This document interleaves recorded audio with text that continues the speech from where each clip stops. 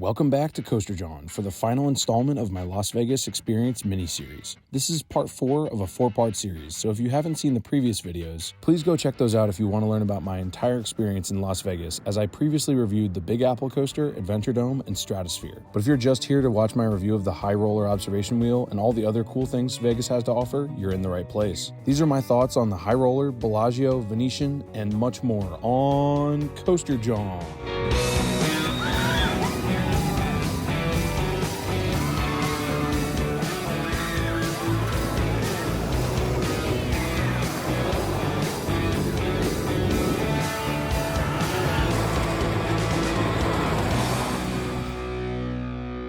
So now that I had basically accomplished everything I wanted to do for sure in Vegas the day prior, the world was pretty much my oyster on the second day. I wanted to soak in Sin City as much as possible, so I started my day pretty early at 9 a.m., where I had my Uber make a stop at the Welcome to Las Vegas sign, which was super cool. I would definitely suggest going there early like I did to avoid the crowds, because I imagine this will get a crazy line. A funny thing happened at the Las Vegas sign. When my Uber was pulling up, there was a pretty big crowd, all of which I assumed were tourists waiting to see the sign. But when I got up to the sign, there was only a small handful of tourists waiting to take pictures in front of it, and almost everyone else were members of the press or government officials. Eventually, I realized that they were getting ready to hold a press conference for whom I believe to be Nevada Governor Joe Lombardo. From my limited research, this guy looks just like him, so if anyone can confirm that in the comments, that'd be great. But yeah, pretty cool to see a state governor in person. Once I acquired my well-deserved touristy Las Vegas pictures, it was time to head back to the Uber. You're not really wearing that, are you? Wearing what?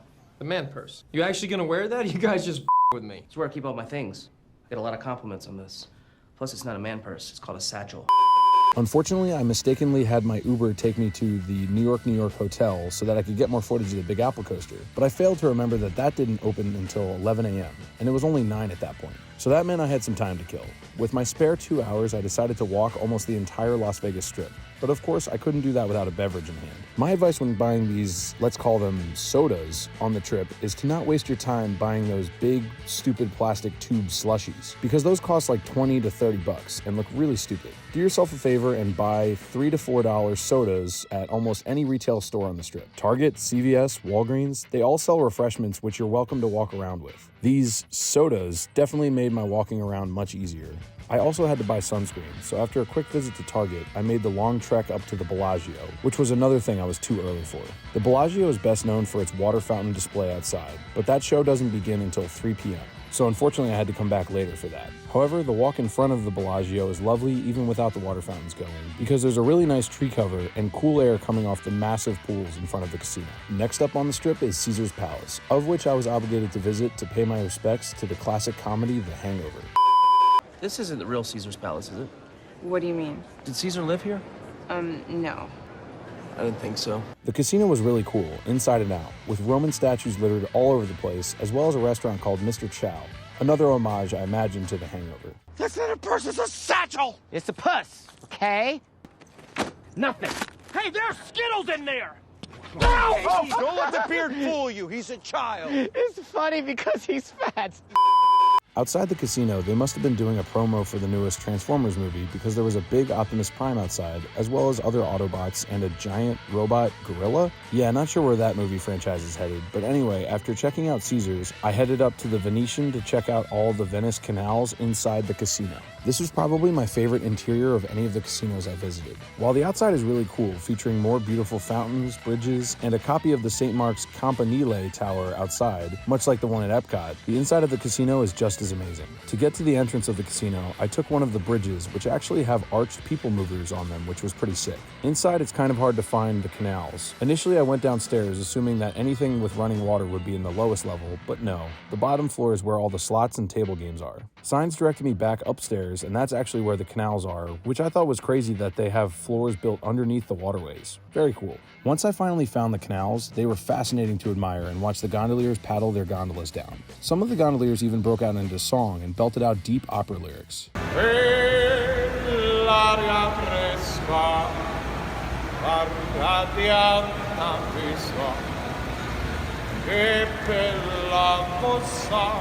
Since I have no idea when I might visit Italy one day, I thought that this was a really cool alternative, and one of my favorite places I visited in Las Vegas. It's totally free just to walk around and take it all in. I highly suggest it on a Vegas trip. Now that I had wasted a couple hours, it was time to head back to New York for some footage of Big Apple Coaster. But I didn't want to walk all the way there, so I decided to buy a $15 all-day pass for the Monorail located behind the casinos on the eastern side of the Strip. This ended up being totally worth it because I used the Monorail 4 times that day. The first trip of 4 was from the Harrah's Casino Monorail station to the MGM Casino, located just across the street from New York. I will say, some of the walks all the way through the casinos to the Monorail station can be kind of a pain, but I'd still take the option of walking through an air-conditioned casino rather than out in the hot desert sun any day. Because of this long trek through the casino, I kind of got lost in the MGM Grand trying to find the front entrance, not unlike this. Guys, why don't we stay here for a while? Let's never leave. Let's stay here. So once I finally found the front entrance, I could then at long last get more footage of the Big Apple Coaster, which was difficult considering they only dispatched the trains maybe every 5 minutes or so. We call this place Loserville. Follow me. All right, let's do it. Come on. There he goes. There you go. So it was a lot of standing around. After all the footage was acquired, my stomach and phone were both in need of some fuel. Luckily, across the street is one of my favorite fast food chains while traveling, Raising Cane's. So I hit that up and actually got even more good views of the Big Apple Coaster. After a delicious chicken finger lunch, my phone was still at risk of dying. And since I forgot my portable charger back home in Philly, I was in need of another one. Also, since I was balling on a budget, I didn't want to have to buy a whole new portable charger. So I did some research the day before on rentable phone chargers or charging stations, and lo and behold, the MGM Grand, right next door to Raising Cane's, has a kiosk where you can rent out portable chargers for the day for $10. This so came in clutch, and I'm honestly shocked that these aren't all over the place in Vegas or even theme parks around the country. We need more of these ASAP. Now that my phone battery was taken care of, it was time to get back on the Monorail and head over to Harrah's and the Linq casinos to ride the High Roller observation wheel. Yet another attraction that I had to wait to open. I think that day it opened around 2 o'clock, and I arrived shortly after that. So yeah, I did a lot of traveling back and forth on the Strip on day 2, but it ended up being worth it. Once back at Harrah's, I popped over to its neighbor, the Linq.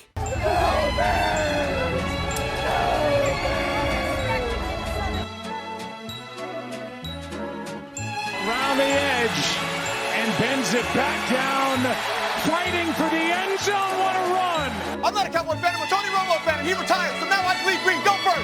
Go Birds! Ahead of yourself. As Hurts going down the field, can they do it again?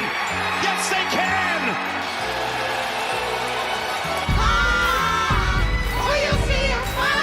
Fly, Eagle, fly, on the road to victory! No, not that Linq. This Linq is spelled with a Q. The Linq Hotel and Casino features a really cool outdoor promenade area with lots of nice bars, shops, and restaurants, as well as a big zip line which soars across the length of the promenade all the way over to the main attraction, High Roller. Opening in 2014, High Roller is a massive observation wheel towering over the Las Vegas Strip at 550 feet tall, 167 meters. High Roller debuted as the tallest Ferris wheel in the world, but that record was broken once again 7 years later in 2021 by Ain Dubai, located in the United Arab Emirates. Now the world's second tallest Ferris wheel, High Roller cost me a total of $27 to ride, and I imagine that price might go up at night or on the weekends. In theory, each cabin holds about 40 passengers, but I think they limit it closer to 30 people per vehicle.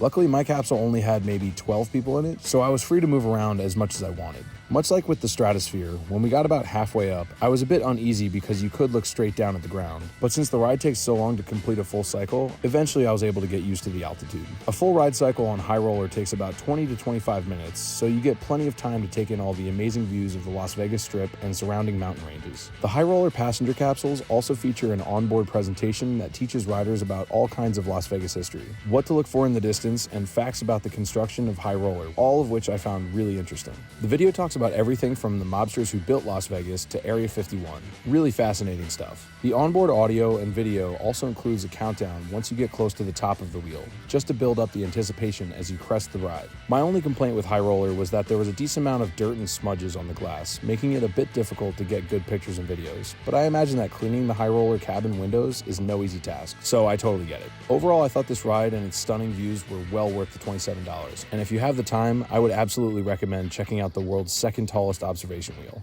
The final thing that I had to wait for was the Bellagio fountain show, beginning at 3 p.m., so that was next on my list. I walked back over to the Bellagio, which by the way also features a really cool indoor garden, which is well worth your time. It's quite beautiful and smells amazing, so if you find yourself at the Bellagio, it's yet another cool thing to do if you have the time. But even cooler than the Bellagio indoor garden is the awe-inspiring water fountain show. While this was certainly on my list of things to see, it wasn't exactly at the top. I figured that if I see the fountains while walking by, great. If not, no big deal. I'll be the first to admit that I was dead wrong, and I should have placed the Bellagio fountains much higher on my list, because it was honestly one of the coolest things I'd ever seen. Going in, I figured, yeah, cool, water fountains, whatever, but pictures and videos really just don't do this fountain show justice. It's obviously the tallest and most intricate water fountain show I'd ever seen, maybe outside of Disney, and it's just incredible. I genuinely did not expect the water to rise up so high, and honestly, it's almost like a fireworks show because of how loud the water cannons are.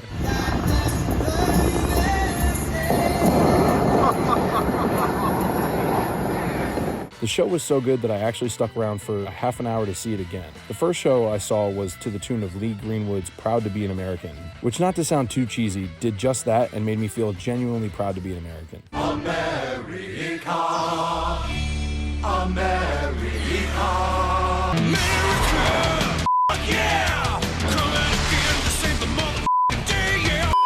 Yeah, I know. Cheesy as all hell, but the show was so good. It got me all up in my feels. The second show I stuck around for played the song Viva Las Vegas by the great Elvis Presley, which was the perfect song choice for a show on the Las Vegas Strip. Like I said before, I completely underestimated how cool the Bellagio water fountains would be. So do yourself a favor and do not skip out on this. Better yet, I've heard that the fountains are even cooler at night, so check them out during both times of the day. After admiring all the lovely things the Bellagio had to offer, I headed back to the Monorail to return to Chickies and Pete's on the north side of the Strip to watch the NFL draft with fellow Eagles fans. And I gotta say, that too did not disappoint.